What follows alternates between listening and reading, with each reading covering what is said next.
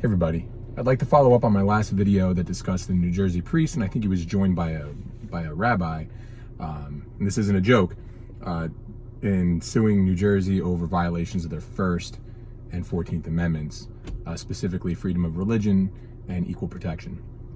Now, the interesting thing about constitutional rights is that we don't really think about them when they're not being restricted, but we do have fundamental rights, and these rights are mostly comprised in the Bill of Rights, but they include the freedom to assemble, peaceful assembly, freedom of speech, freedom of movement, freedom of religion, the right to bear arms, the right to property.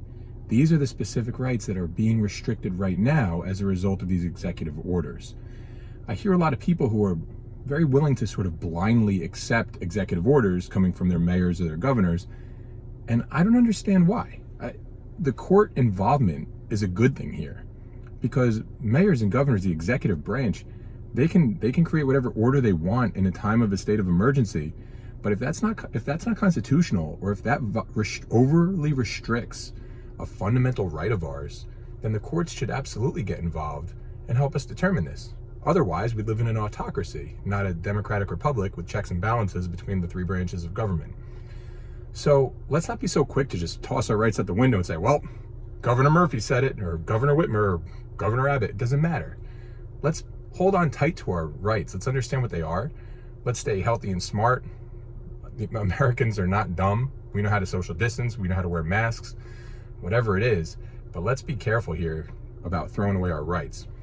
Real quick, just so you know, in order for the government to restrict your fundamental rights, the Supreme Court has already laid down a test. It's called strict scrutiny. Number one, that governmental action has to be a compelling state interest. Here, they're always going to pass that aspect of it, right? A compelling state interest is trying to flatten the curve, keep as many people healthy. Great. Compelling state interest, great. Second, that law has to be narrowly tailored to achieve the governmental interest. And third, and this is the big one, it has to be the least restrictive means possible. So take this priest. He wants to be able to have mass, and the government has said, no, you can't have mass, it's too dangerous.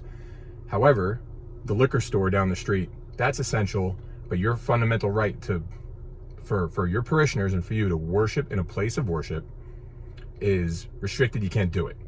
But again, the liquor store is good to go. See, that's a little bit arbitrary, right? The government's now picking, all right, who has the right to operate, who has the right to believe. This is where we need to get the courts involved. So that's my take on it. Any questions, chime in, and stay safe and healthy out there. God bless.